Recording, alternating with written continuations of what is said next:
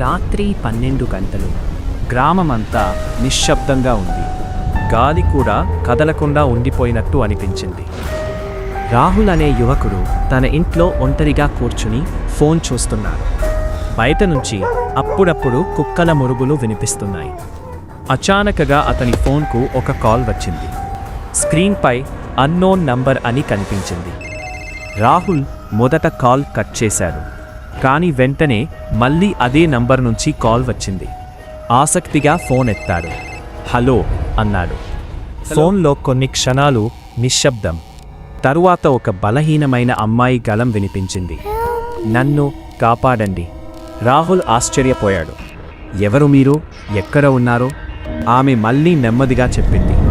మీ ఇంటి వెనక బావి దగ్గర. రాహుల్ గుండె వేగంగా కొట్టుకుంది. అతను టార్చ్ తీసుకుని ఇంటి వెనకకి వెళ్ళాడు.